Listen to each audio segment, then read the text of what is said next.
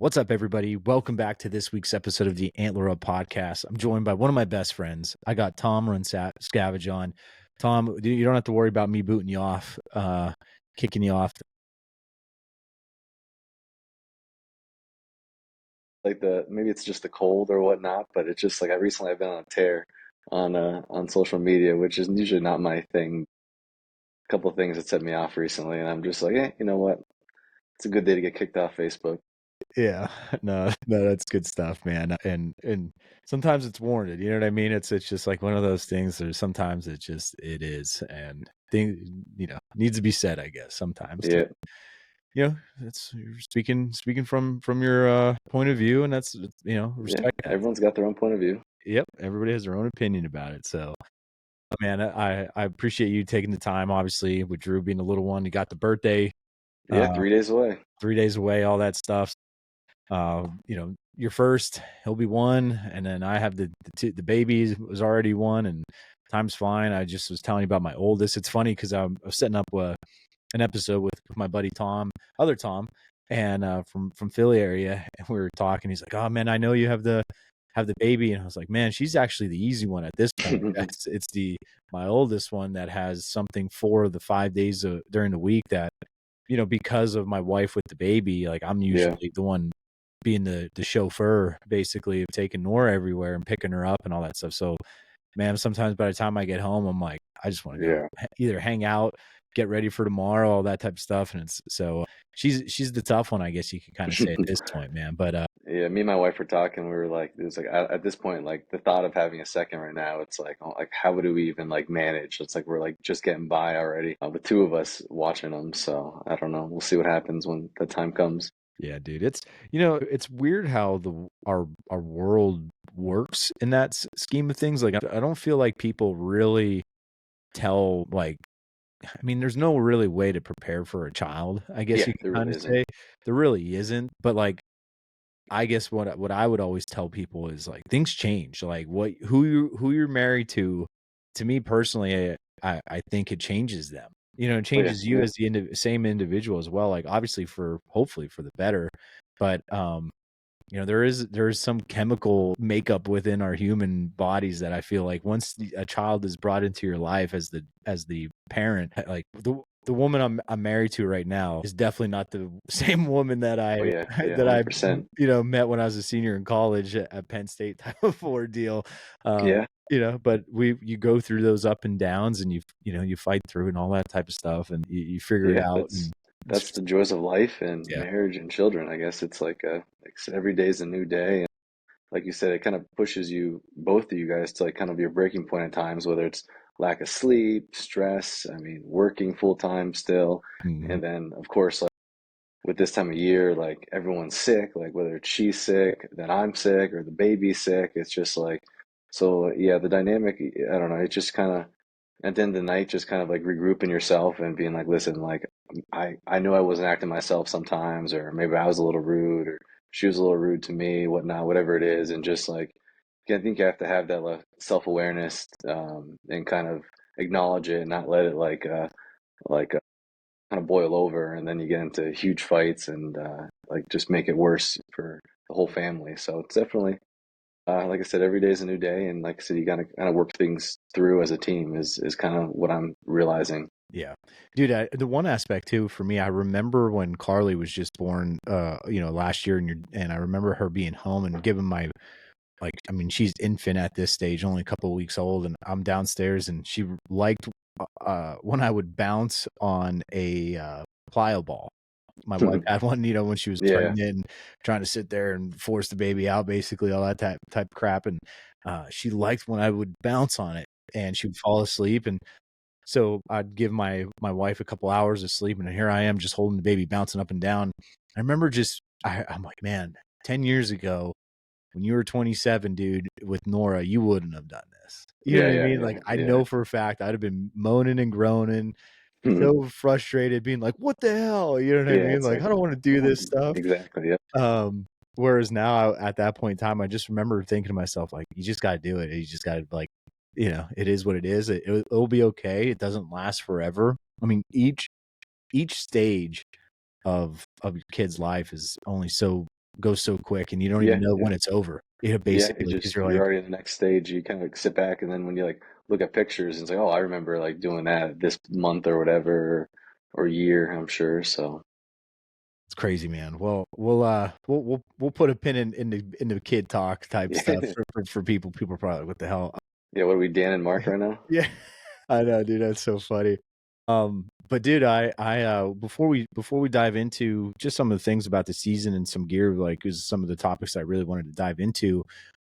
We'll have to once we're off the record and stuff like that, you'll have to look at your schedule to see about montage. We'll have to see about tack this year, all that. Definitely things that we want to hit up.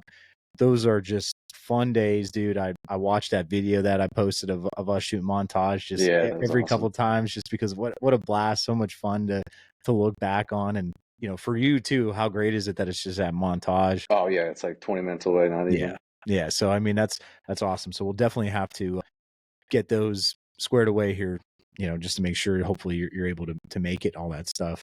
But do you think those events helped you at all? I know you only did you know what I mean? Like what's your kind of take on those type of events?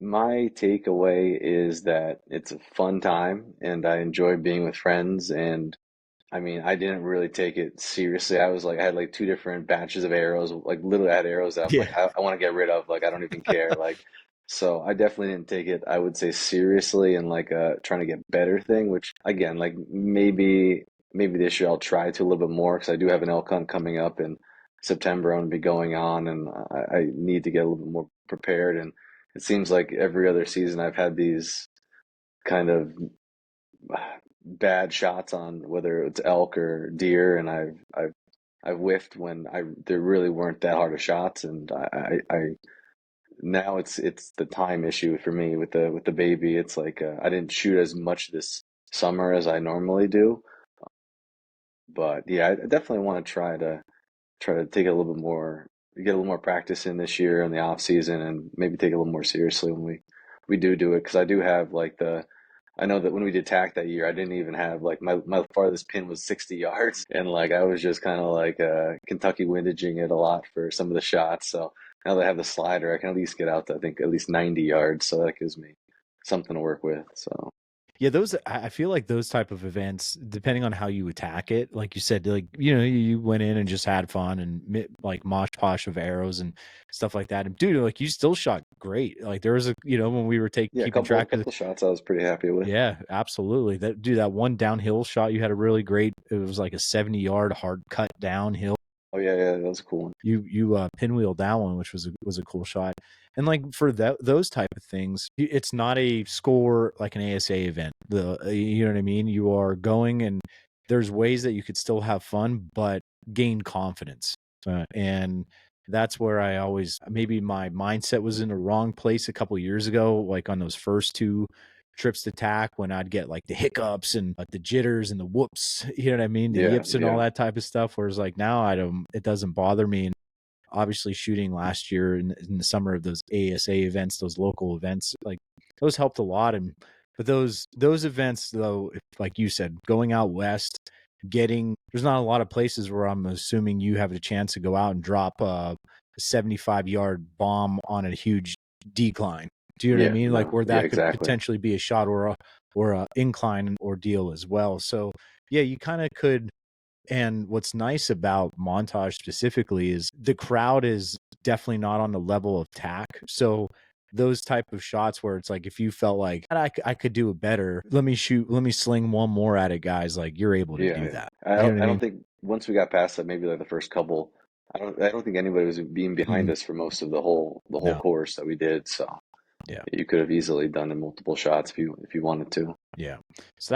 Yeah, I think like you said, if you take it in an approach where you want to get something out of it rather than just going up and Yeah, yeah. which you could totally go and BS with your friends. There's nothing wrong with that. But if, like you said, if you have something coming up, they could play a role. Like I know Dudley, who does that whole series of like these real life situations. I don't know about that per se, Yeah, but you could find yourself in a real wonky position, and you're like, shit, I have to step with one foot on yeah, a rock and another foot like this and have a shot. So like Yeah. there's some I truth think to it, you know? Yeah, I think honestly, I take it as like a pretest or whatever to Mhm. like the real like you got to still practice on do like maybe try to still reach out those distances on your own.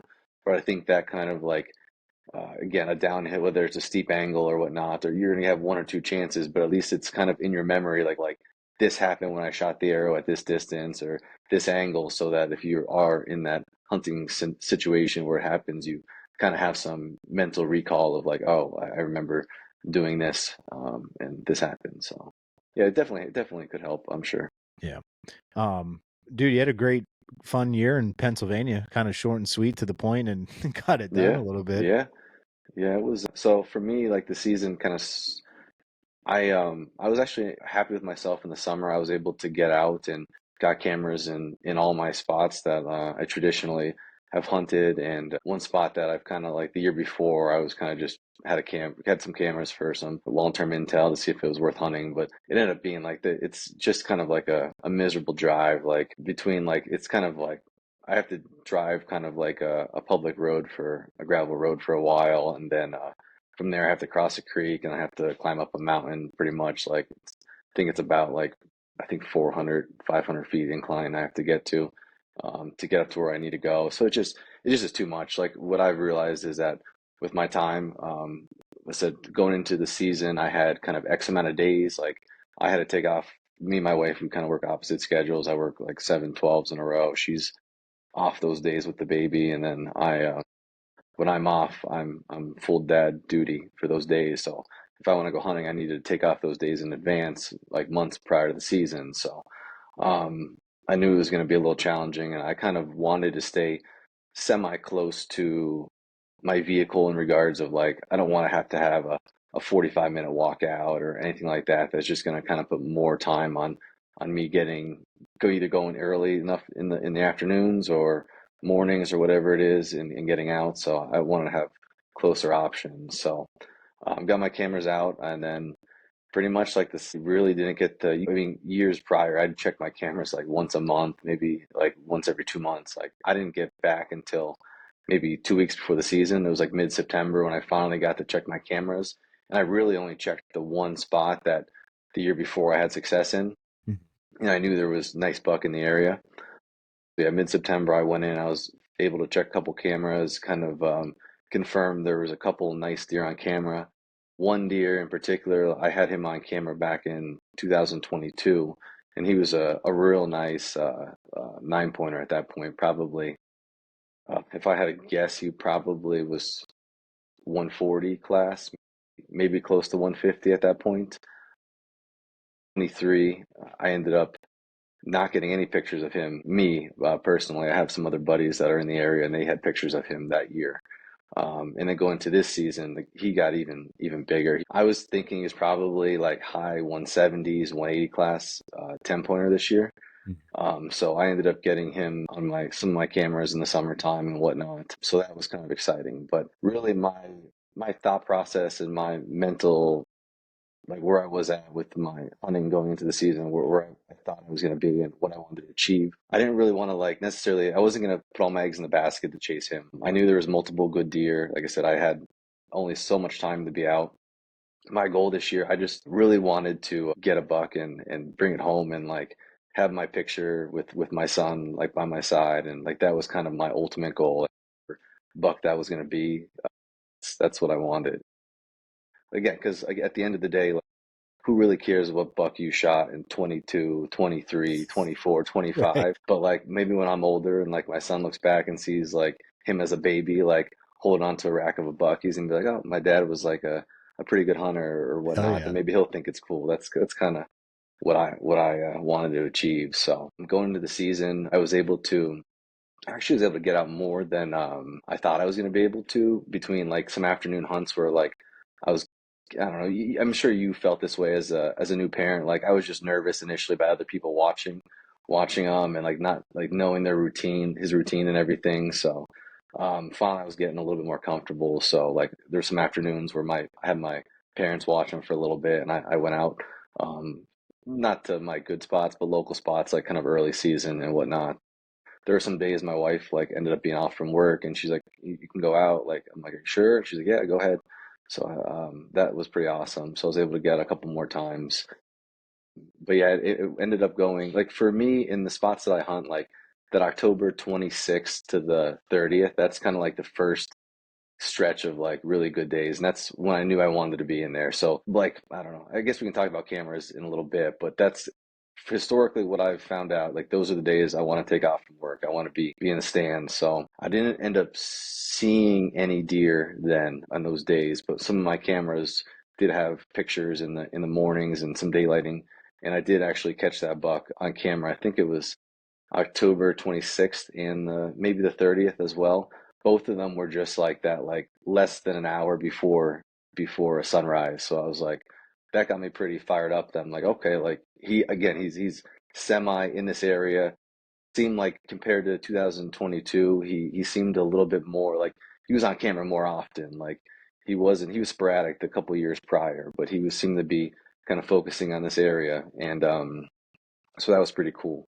So then nothing those days, and then the next kind of stretch of days that I really like to hunt and that historically have been good is anywhere that November 5th, 6th, 7th, and 8th are kind of have all been good on my cameras and kind of where I hunt. So I think for this stretch, I want to say, yeah, I was off the 6th, 7th, 8th, so I was hunting those days. I think the 6th I didn't see a deer. I'm going in right now at this point. I don't think I've seen zero deer in the stand at this point.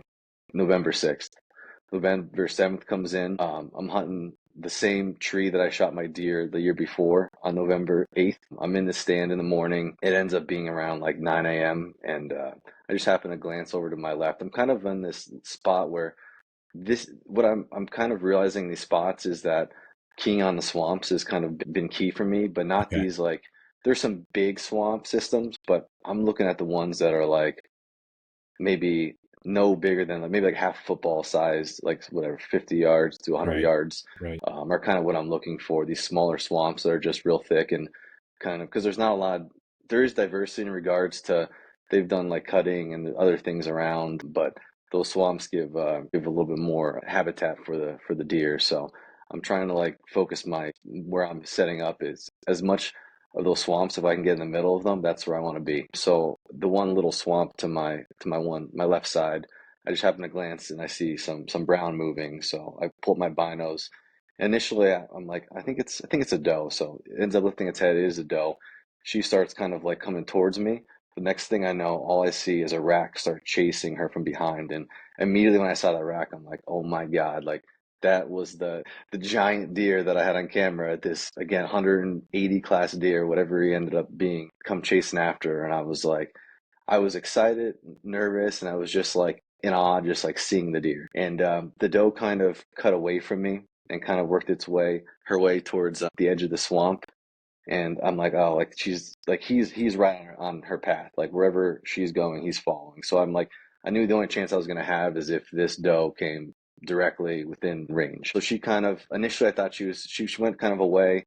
Then thought she was gonna start kind of cutting towards me, but then she kind of just stayed on the edge of the swamp and he kind of followed her. And I have a 3 minute video on my phone, just like I pulled it up. I'm like trying not to shake. I'm like pressed it against my bow and I'm just like recording this buck, like just hanging out on the edge of the swamp. And I'm like, just like I was in awe. Like I didn't even like at that point didn't even try to shoot him. I just wanted to film him and everything. And then I'm like after about 3 minutes, I'm like I bring my rangefinder up to see kind of how far away he is, and so far he ends up being like maybe like 40 to 45 yards. A little bit of a poke. Again, I wish I would have had a little bit more practice at those distances, and I wish I would have. Again, I was so enthralled at seeing him with that slider that I had. I should have. I have a 20, 30, 40 yard pin, Hmm.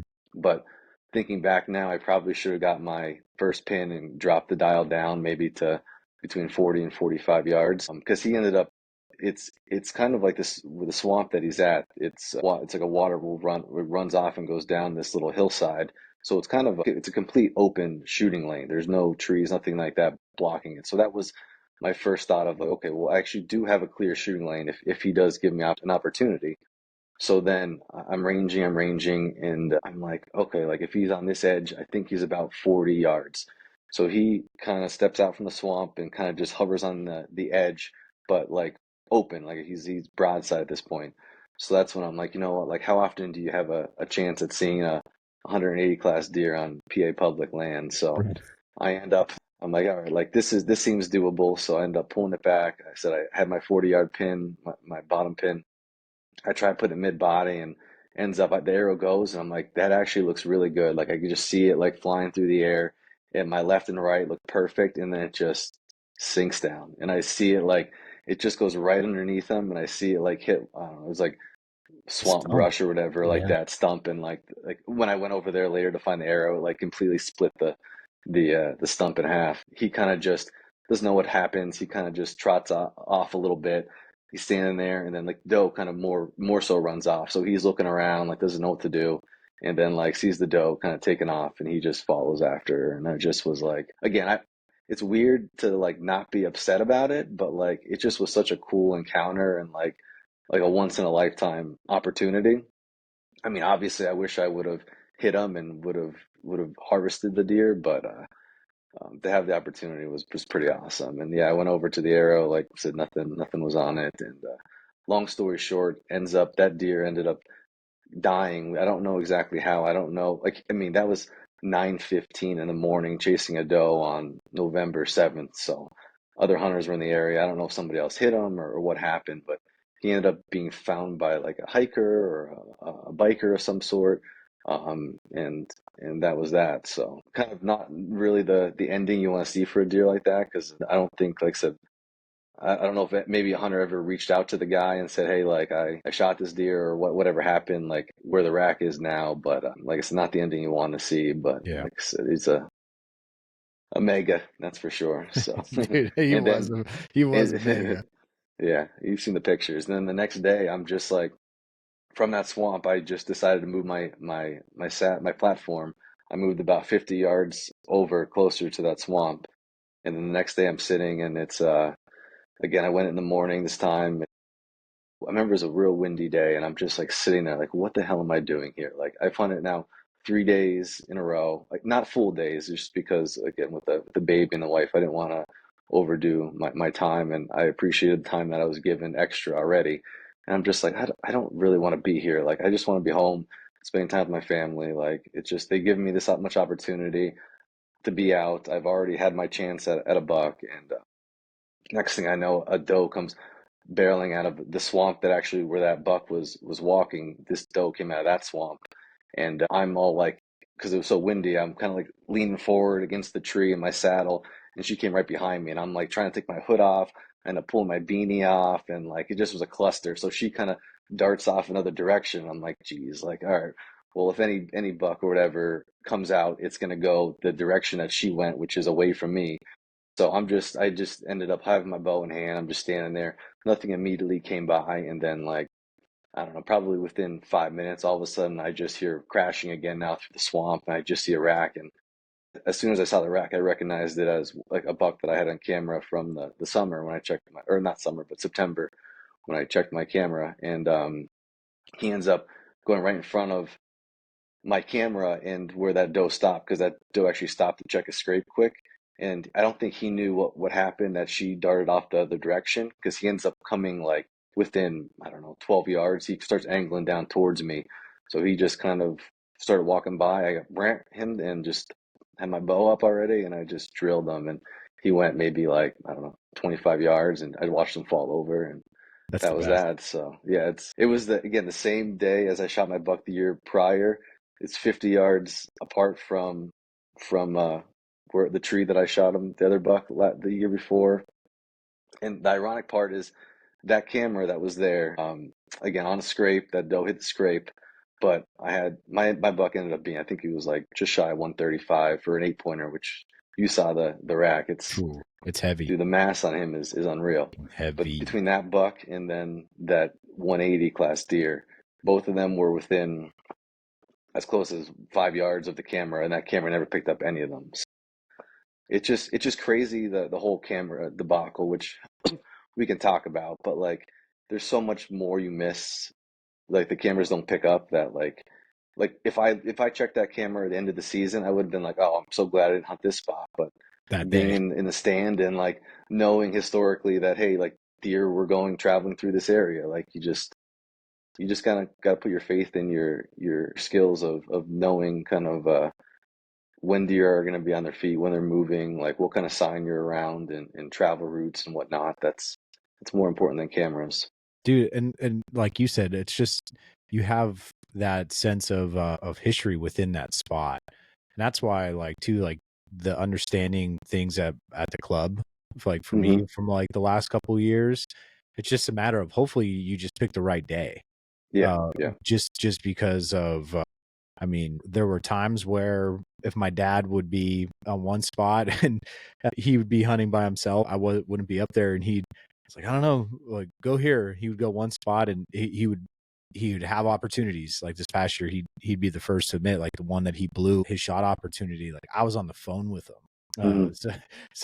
Never really told this story, didn't have a chance to, but when we just killed my buck in Ohio and I just got done cleaning up and I was walking out and he called me and he's like, I just had some more deer come funneling through and blah, blah, blah, blah, blah. And some really cool action. I was like, well, be ready. He just wanted to ask me something about my deer. And next thing you know, like I started telling him something and he's like, hold on. And he just puts the phone in his pocket. So I could hear like something probably in his chest pocket or something. So I hear everything. I hear the leaves. I hear the grunting, everything. And I could hear my dad moving and getting ready. And all of a sudden I hear him just be like, hey, or something. And I actually hear him draw back his bow, and then I hear him say that make that noise, and then he shoots, and I'm like, oh my God. Like, did he just shoot a buck with me on the phone? Like, how cool would this be? Yeah. And I could hear him, and he's like, damn it. I'm like, what? He's like, I think I shot under him again. I'm like, oh my gosh, Dad. You know what I mean? Just because Yeah. this is his second year in a row, and that might have even been the second buck this past year that he missed that opportunity on, and all that type of stuff. But history was telling us in that spot, you know what I mean? Like just Yeah. It's when you have an area like that, man, I don't want to say it's bulletproof, but it's a you have such a high odds of seeing deer, and hopefully you get a buck that's worthy, that you're worthy enough that you want to take, that you're, if that's what you're after, and you have that opportunity. I mean, for individuals like yourself and I, man, like that is huge now with what we got going on and yeah, what yeah. other people probably have in their lives doing and stuff like that. Like that's, you know, it's don't get me wrong. Sometimes guys want that adventure, go out, not see a deer like what you were doing for that first little bit, and keep going and chasing and earning it in a different way. Man, have at it. I'll tip my cap to you, all that fun stuff. Then there's other guys that want to see deer, have that opportunity. I mean, nothing pisses me off more when I come home from a hunt and my wife's like, what'd you see? And I'm like, oh, nothing. Or I only saw Yeah. this. And it's like, you can take all that time. Yeah, that's the worst. You know what I mean? You're like, shut the fuck. Yeah, my wife knows for the most part that I'm not gonna ever see a deer usually. So, and like I'm used to it. I don't even like, it doesn't even bother me that if I don't see a deer for 3 hunts, 4 hunts, it's just like it is the name of the game where I hunt at. Like there's not a lot of deer, so it's just how it goes. And honestly, this spot too, I'm like, not to give much away or anything like that, but like I'm not far from roads. Like I can hear and see vehicles go by, and like so yeah, you don't need to be super deep too anymore, like to, because it's kind of everyone wants to go deep and whatever, and that's great. There's definitely opportunities, and I was doing that too as well, but again, I don't have the time to go a mile back and then hike out and everything like that. But if you're it's just you're if you have good spots and you know that they're productive and you know where deer are, like doesn't matter if it's 2 miles back or 200 yards from the road. Like if they're there, they're there. I think that's important to realize too. How was all the any new gear or anything like that? Everything worked to your liking this year? Yeah, so I'm like I'm pretty. This I wouldn't say it was another Facebook fight that I got in this week, but another topic about like X brand hunting clothing being the best brand, or this Y hunting clothing is crappy, or it's too expensive, blah blah blah. It's like I don't know. People just need to find what works for them, and like for me, like I use multiple brands, and like there's certain systems that I like. Like I really like Kuiu pants. the attack pants for years, and they're pretty beat up, but I still like they're super comfortable now, and I really like them. The last 2 seasons I've used like the Pro pant, which has like kind of the felt knee pad kind of built into it. Okay. So and I like that. They're a little bit more stiffer than the attack pant is, and surprisingly, I was like, it was weird. I was walking out one night and like a stick caught me wrong and I kind of tripped on it and like I ended up like ripping a patch in the pants, but I was able to get a little patch kit on Amazon and fix it. But I was a little surprised because I thought they'd be a little bit more durable. But besides that, like so usually Kuiu pants are kind of what I like to run. And then I mean I have base layers. I don't remember if you I used to be a big Heartland Bowhunter guy. Watched their stuff and they were into like that core four element. So like I have a bunch of clothes from that, like a lot of base layers and stuff. And me personally, I like merino wool as kind of my Yeah, base me layer too. underneath is what I'll usually rock. And then I've been a huge fan of like the Sitka heavyweight hoodie is just like a staple micro fleece hoodie that I always have with me and on. And then I like having a vest on over that, whether if it's a windy day, I have the Jetstream vest, which I know you got the Jetstream Yep. jacket, but Yep. that's a great windstopper layer. So usually I'll go, like I said, merino wool, then that micro fleece hoodie. Then I'll wear usually the Jetstream vest. I also have Sitka's Aero Light vest. It's kind of like a synthetic puffy. Hmm. That's nice too. And then I really like they have a Traverse jacket, I think they're called, or a hoodie, and that's just like it's like a Berber fleece lining Okay. Yeah. and like the outer layers it's just that you can't make that jacket make noise, like it's just like super quiet. It's pretty good at like if there's a light drizzle or you're walking through some brush that has some dew on it or whatnot, it pretty does a good job at not soaking through or anything like that. So that's usually kind of like the top layer I use. And then I like I'm a huge like I don't really like full finger gloves, so the First Light fingerless are kind of I don't know, that's like the gold standard I feel like of fingerless Yeah. gloves. They're just like whatever, like 20 something bucks. I'll buy a new one every year or whatnot. They do hold up pretty well over time. And then just get like, I like the First Light's muff too as well. Put that around your waist and everything, and then you can still keep your hands warm.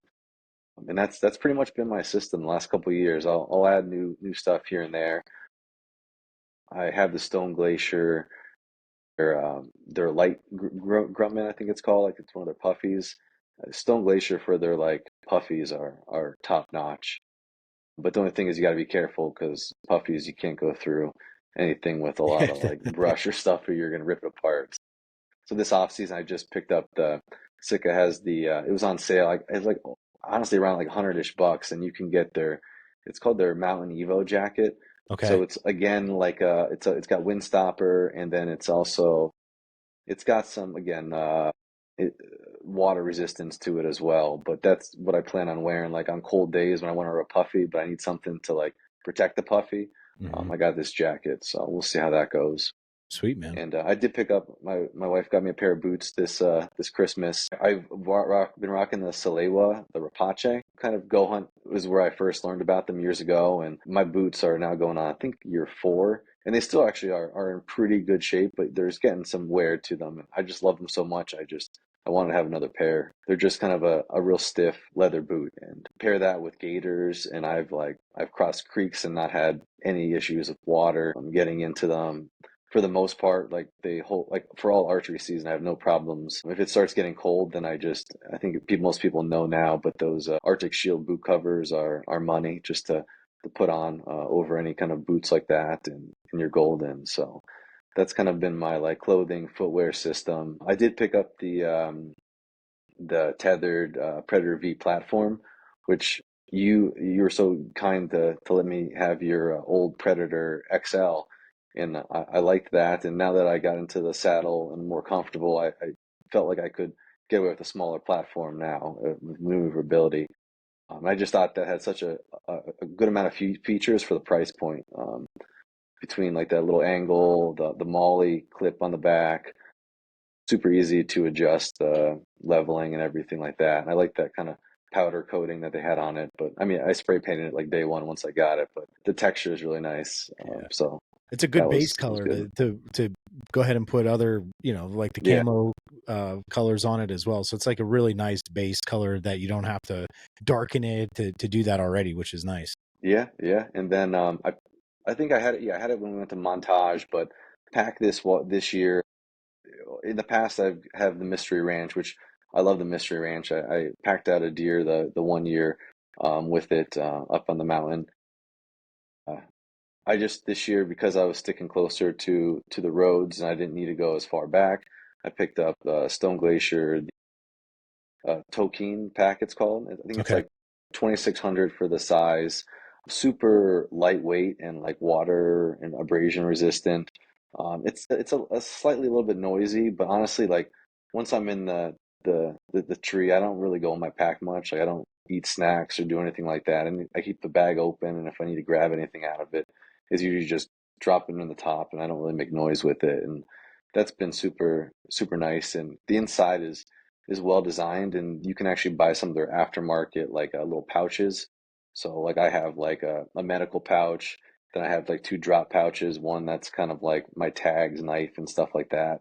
The other one has like flashlight and those kind of gear, and I kind of have it organized in that way, and it's just a really convenient pack to have in the stand.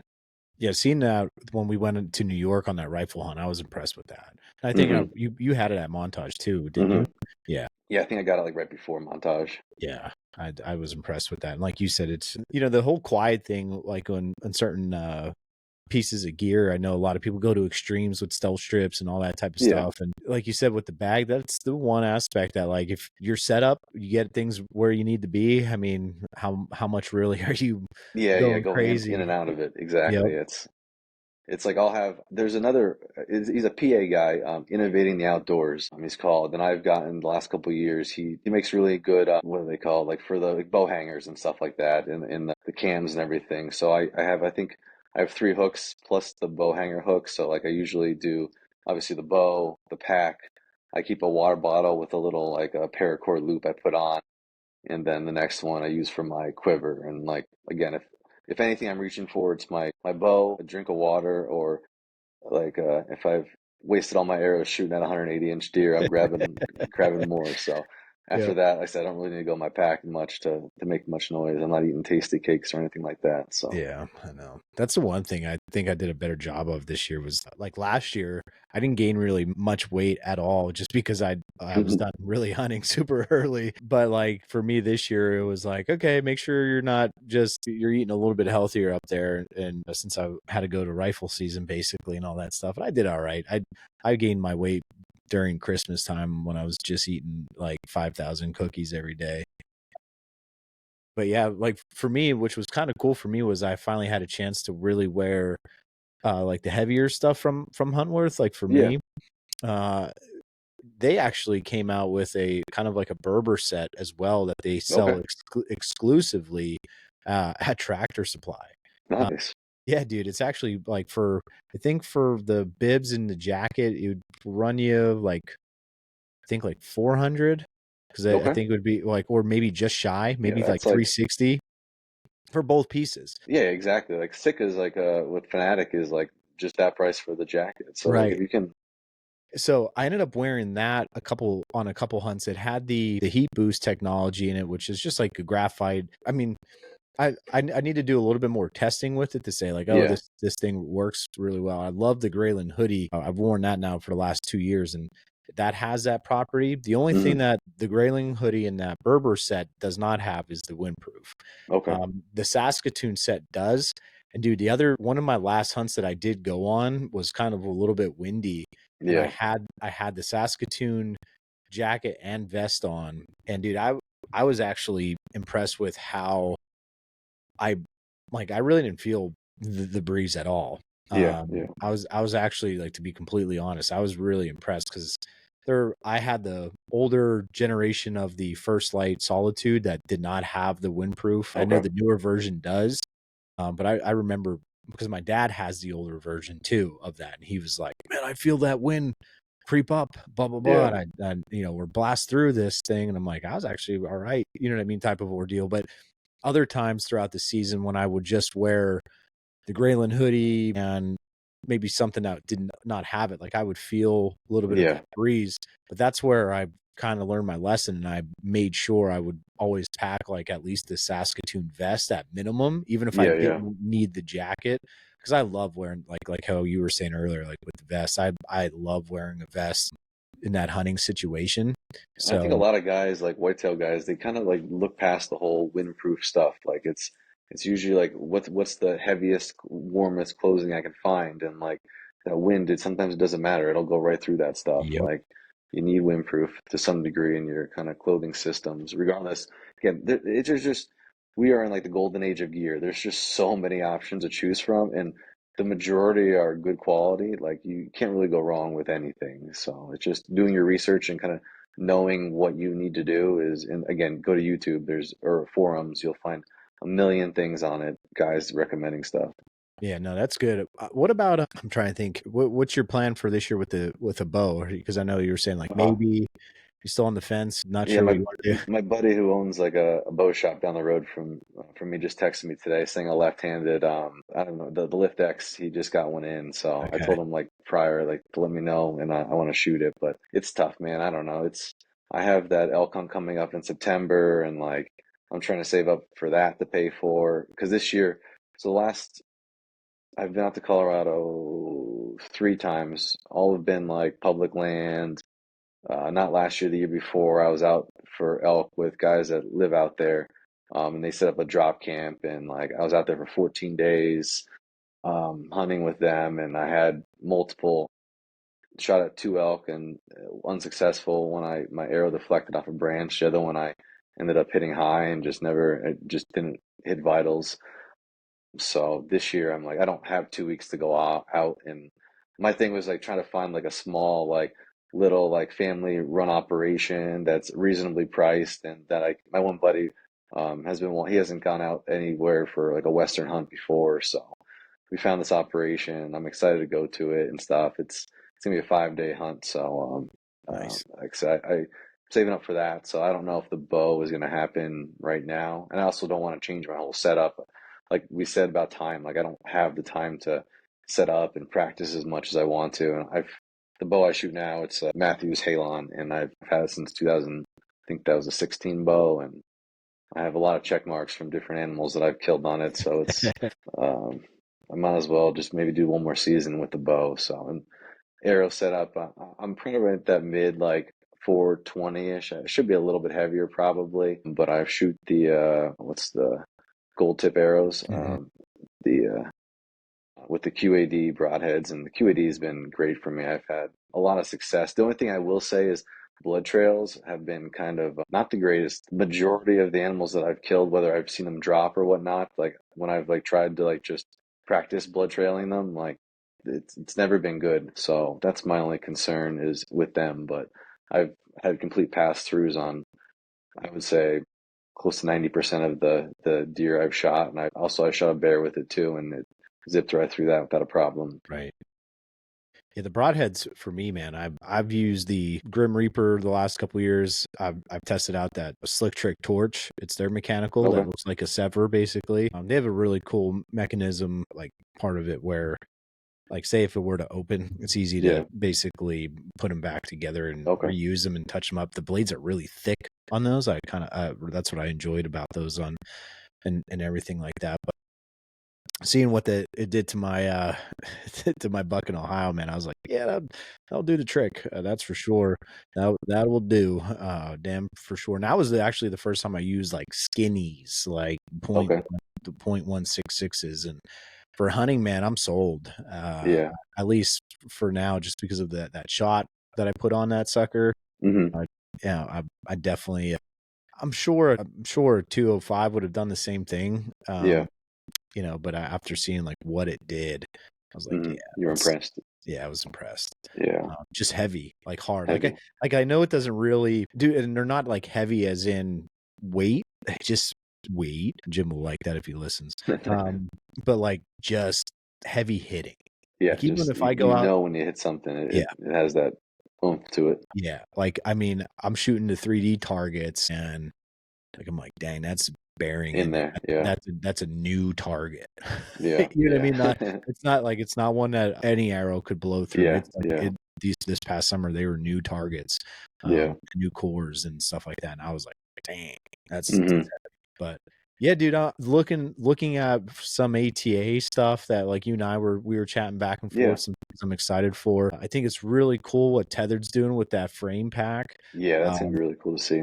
yeah, I just think that's going to offer, and the price point, man, seems really great for whitetail guys. I mean, that's who they're gearing it towards. Yeah, And yeah, like Jared said, even like, yeah, you could pack out like an elk on it, like for sure, but it's that yeah. military It grade, definitely is. Yeah, yeah. you It's know. it's it's just kind of like a bit like the basics of what you need to pack a deer out, or whether deer or bigger. It's got all the features, and the fact that it's got that ability to put a bunch of different packs on it, bags or whatever. It's going to be a nice feature for guys, I'm sure. Once Um, once I got my hands on it to mess around and tinker and see how Carl set it up with the clips to make it very sturdy, because I remember when I mhm. texted when I kind of was talking to you about it, I was like, Yeah. I feel like my bag's swaying a lot. I had it set up wrong, which I knew. I was like, Hmm. I know I'm doing something wrong. Just, and then once I got a chance to see the ATA video, and I was like, oh, that makes sense. And once I did that, I mean, that sucker was rock solid, and my Uh-huh. bag did not want to move, and it rode a lot better. Yeah. But then how easy it is to, if you don't want to take it up to the stand with you, like Carl mentioned in one video where you just unclip, you could leave that frame at the base of your tree, cover Yeah. it up Yeah. if you want, if you're, if you would like to, you can. But dude, like for people that don't want to spend $800 Yeah. The on a price of full setup, and it's crazy anymore. because like even like how you were saying, like you've ran Mystery Ranch, I've ran them. I mean, you could get them on sale for 300 some Yeah, bucks and like, all that stuff. that's a great deal right now. Great People deal like too. because Yeti's taken over, and I don't know if that's the reason why, but like the pack that I got when I first went west, it was the Mystery Ranch, like their bear tooth or whatever. So I think it's like the previous model, because I think they released a new like kind of frame system or whatnot last Right. year. But Right. like the bag, like I think when I got it like on regular price, it was like five something. Now you can get them for literally like 300 bucks. Like if you look for sales, like which is crazy because it's great quality. Like you're not losing any quality on the price. So that's where I would say if guys are like just getting into it and need like a Western pack, like don't skimp on Mystery Ranch. Like, they have great like lifetime warranty and everything too. So, but And like you for said, what you're Tether just giving great option with that new pack. yep, and for what you're just saying too, like if you know that's not going to be your everyday pack, Hmm. you are using it, man, I'm finally going out west to Yeah, hunt this. Hey, I know I only would have X amount of hunts to opportunities to pack out an animal somewhere else. Like you know what? You got a great hunting pack to do that. You have, maybe if you're going on a camping trip with some buddies or something along those lines, you have a pack that you could definitely do something with along those lines, and it didn't cost you $1,000, yeah, right? yeah, You save exactly. 700, 650 maybe. And heck, people sell them all the time. You know what I mean? Yeah, Like, yeah. You can always go on Facebook and find used mhm, gear like that.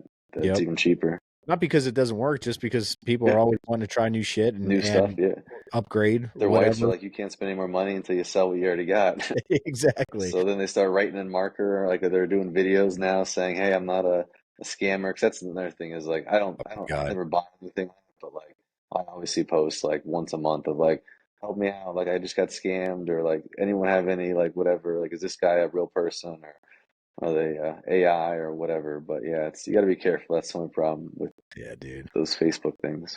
Yeah, other than that though, I mean, unfortunately, it just seems like ATA is dying, dude. It sucks. Yeah, yeah, I know. I think I was watching like I don't know if it was like Justin Czar's story or something like that. Yeah. And he was like, this won third place for innovation. It was like a little like, he goes on your hat and like it's a little puffer or something like that. Like, and he's like, because this is what hunters really needed. And like, this is what they're like missing out on that they need to have in the deer stand is a little puffer for a wind indicator. I'm like, oh my God. So yeah, it was, I watched some of the videos and again, I'm more so it's whatever 5 degrees outside and I'm bored, so I'm like maybe more onto the YouTube hunting gear right now and the forums reading stuff. But Yeah. yeah, it didn't seem like there was too many. I think that Hunt Arsenal, I've never tried any of their stuff, but I think like they are dropping like a couple different platforms, a couple different sticks and everything. So that looked pretty cool. I know like reading stuff that Buzz at Roost is like a cult like following of people that love their saddles. So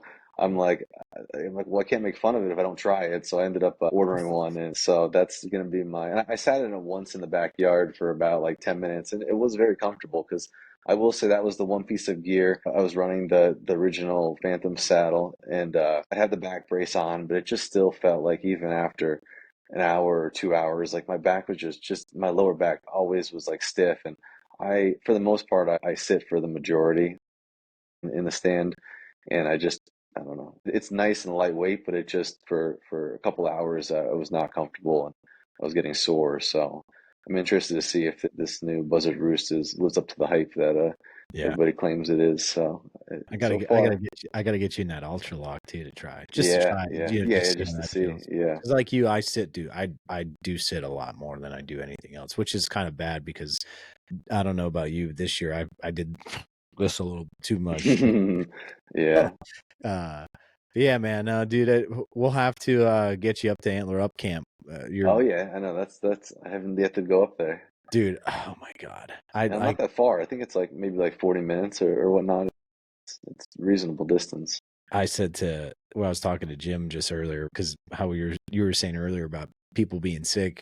His son is sick, his wife's sick. He was Yeah. not feeling well, and so I was busting his chops a little bit about that. And I was like, dude, we need to go up to camp just to get away. Like Friday night, go do stuff up there on Saturday, and just if we need to come home Saturday evening, like so be it. But like Yeah, just to yeah, have just that to get one up. night, yeah, just to have Yeah. that one night. Like, Dude, it was dude, nice just even like when we went up to our lease that we got to hunt for about one day. It was nice to just get away. Like even I was like I didn't even care that I was leaving the house at like 8, 9 o'clock, whatever it was. I I was know, like, and then like there's two beds, and I'm like, dude, I'll sleep on the couch. Like I don't care. Like the fact that I'm like, because that was when he was like not sleeping well at all, and I wake up every 2 hours. I'm like, dude, yeah, like if I sleep for 4 hours on a couch, that'll be the best sleep that yeah. I've gotten in like a You got, month. So it yeah, was a good time at least getting out and doing that stuff. So yeah, hopefully we have more time yeah. to get together. I know, dude. Well, I know that's what's like. It's awesome that you're gonna go back out west and do an elk hunt and all that stuff. But I know how you said your time is limited, so it's like, well, hopefully now that we're not doing New York, hopefully we'll have a chance to do PA. You know what I Yeah, mean? yeah, And exactly. I'll make time as long as I kind of figure out in advance. Like I'll just try to pencil it in so I have and let the wife know like 6 months in advance so there's no yeah, when it gets closer. Where are you going again? yeah, dude. I Who are you going with? apparently. Listen, I could write it on the marker board. Doesn't work. So when I was in the hunt that late season hunt with Jim, he and Brittany was like, you have to do a shared Google Doc, So it's like, she's like, she'll follow that. So I was like, okay. So I think next for this upcoming year, we're going to do that because how I mentioned about TAC, like obviously we want to try to do it again this Yeah, year. yeah. We took a couple years off, and I was sitting there and I was like, hey, we're gonna do. I was like, Jim's looking at places for TAC coming up, and she's like, you're going. I was like, yeah. She's like, well, I thought you said you guys weren't going because you have Montage now. I was like, yeah, but that was like a couple of years Yeah, ago. that was a couple years We ago. want to try. And she's like, you were just recently there. I go, I worked the event like 2 years ago. I was like, Yeah, that's yeah. over 500 some days. Like, chill, I guess boss. it's recent in the The scheme of the mind. universe Yeah, of exactly. age. No, dude, but heck yeah, man, dude, I appreciate you taking time tonight just to catch up, tell the Buck Yeah, story. We'll have plenty more before the season rolls around, man. That's as like I said, there's definitely some cool, fun conversations we're all gonna have. Hopefully, we get together here soon, and appreciate you coming on, dude. yeah, no problem. Anytime. Thanks for having me on. Awesome, man. Hey, go check out Tom Runscavage. Dude's a straight up killer. I know he didn't even really dissect the buck he was talking about. That just was about. Would you say 135? Yeah, I think like 134 and like 3/8 or something like that as I'm an eighth telling point. He's you, actually right behind me over there. yeah. I knew that was him, but man, I'm telling you, when you hold that sucker in real life, and to know you shot at something the day prior that was maybe 50 inches bigger than that, just goes On PA Public, yeah, on it's like PA Public, dude.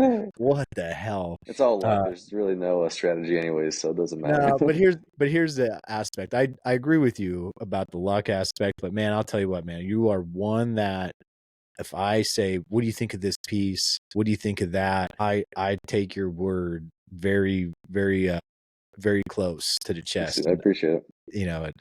I really respect you. So definitely know what you're doing. That's for damn sure. So, but Some no, days. yeah, some days, right? No, man. Thanks again for tuning in, everybody. Check Tom out. We'll see you next week. Antler up.